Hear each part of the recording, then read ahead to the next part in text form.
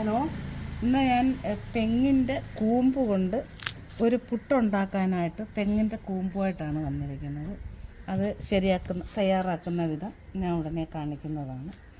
Hello, നമ്മൾ തെങ്ങിൻ്റെ കൂമ്പ് ഇളക്കിയാണ് ഇത് ഈ പുട്ട് ചെയ്യാനായിട്ട് ഈ ഒരു കൂമ്പ് നമ്മളിപ്പോൾ എടുപ്പിച്ചതാണ്. ഇത് പുട്ട് പുഴുങ്ങുന്നു.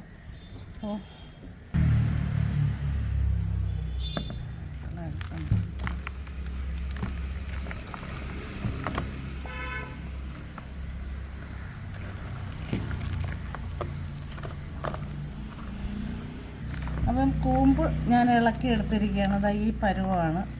നല്ല കറക്റ്റ് പരുവത്തിലെ കൂമ്പാണ് നമുക്കിവിടെ കിട്ടിയിരിക്കുന്നത്.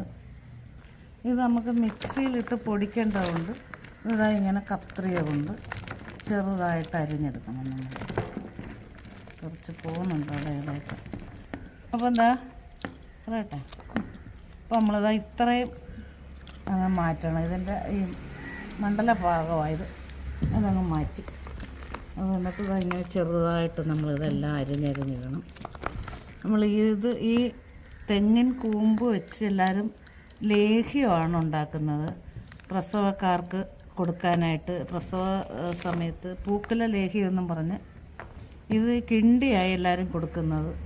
എനിക്കെന്നാൽ ഞാനിപ്പോൾ ഇവിടെ ചെയ്യാൻ പോകുന്നത് ഇത് പുട്ട് പുഴുങ്ങാനായിട്ട് അരിപ്പൊടിയുമായിട്ട് പൊടിച്ചെടുത്ത് നിങ്ങളെ കാണിച്ച് പുട്ട് പുഴുങ്ങി കാണിക്കാനാണ് ഞാൻ ആഗ്രഹിക്കുന്നത്. അപ്പോൾ ഇത് പ്രസവക്കാർക്ക് മാത്രമല്ല, നമുക്ക് എല്ലാവർക്കും കഴിക്കാവുന്നതാണ്. പ്രത്യേകിച്ച് നമുക്ക് നടുവ് വേദനയോ ഒക്കെ ഉണ്ടെങ്കിലൊക്കെ, ശാരീരിക വേദനയോ ഒക്കെ ഉണ്ടെങ്കിൽ നമുക്കിത് നല്ലപോലെ ആവിയിൽ പുട്ട് പുഴുങ്ങിയെടുത്ത് നമ്മൾ കഴിക്കാവുന്നതാണ്. അപ്പം നമുക്ക് ഇനി ഇത് മിക്സിയിലിട്ട് ഈ നമ്മൾ ശരിയാക്കി വെച്ചേക്കുന്ന ഈ കൂമ്പിൻ്റെ ഭാഗങ്ങൾ ഇതിലിട്ടിട്ട് പൊടിക്കാൻ ആണ് പോകുന്നത്. അപ്പം അതിനായിട്ട് 1/2 കിലോ വറുത്ത പച്ചരിപ്പൊടിയാണ് ഞാനിവിടെ എടുത്ത് വെച്ചേക്കുന്നത്. പൊടിച്ച ആ പച്ചരിപ്പൊടിയിൽ നിന്ന് ഇതാണ്ട് ഈ സ്പൂണിൽ ഇതാ ഇങ്ങനെ കോരിയിടുകയാണ്. കുറച്ച് കോരി ഇട്ടിട്ടുണ്ട്. ഞാൻ പൊടിക്കുകയാണ്.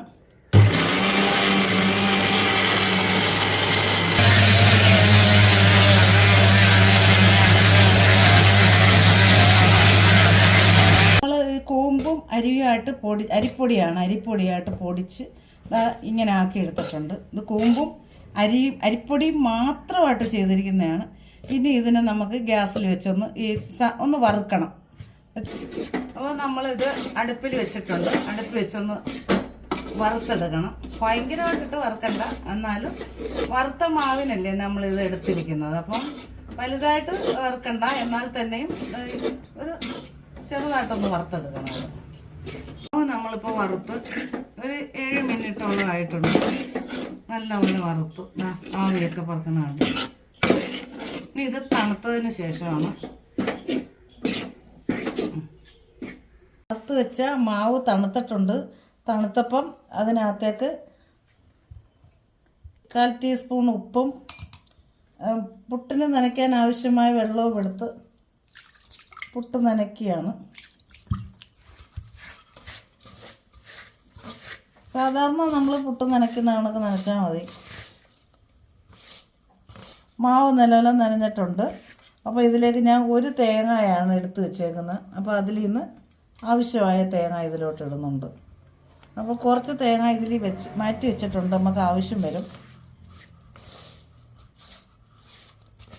വെച്ചിട്ടുണ്ട്. ഞാൻ ഒരു കുടത്തിനകത്ത് കുറച്ച് വെള്ളം ഒഴിച്ച് വെച്ചിട്ടുണ്ട്.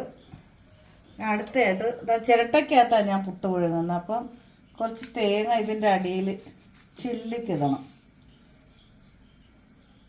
ഇങ്ങനെ ആക്കിയിട്ട് തേങ്ങ ഇട്ടിട്ട് മാവ് ഇതിനകത്ത് കോരി വയ്ക്കുക.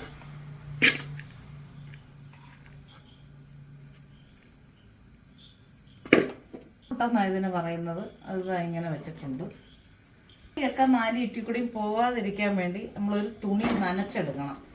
നനച്ചെടുത്തിട്ട് ഇങ്ങനെ ഇത് കവർ ചെയ്ത് പതുക്കെ ഇങ്ങനെ ചുറ്റിയെടുക്കണം. ചുറ്റി അതിങ്ങനെ വെച്ചാൽ മതി. അപ്പോൾ ആവി പുറത്തോട്ട് പോകത്തില്ല. അതിൻ്റെ ഹോളിൽ കൂടെ ഇതിനകത്തോട്ട് തന്നെ വരും.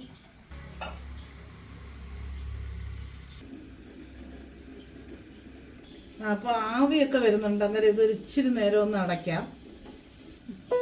അപ്പം ഇതാ പുട്ട് വെന്തിട്ടുണ്ട്. അപ്പോൾ നമ്മൾ ഇനി ഇത് എടുക്കുകയാണ്.